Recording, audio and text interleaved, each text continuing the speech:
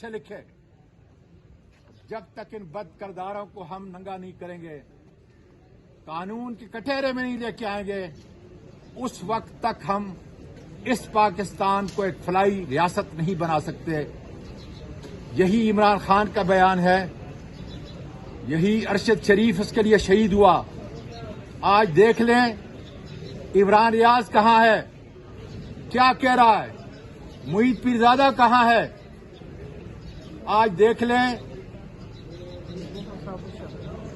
صابر شاکر کدھر ہے، جمیل فاروقی کیا کہہ رہا ہے، اور ایک بڑے بزرگ کو، چودھری صاحب کو، ARY کے اندر غلام حسین صاحب کو، اس کی کتنی بڑی تذلیل کی گئی۔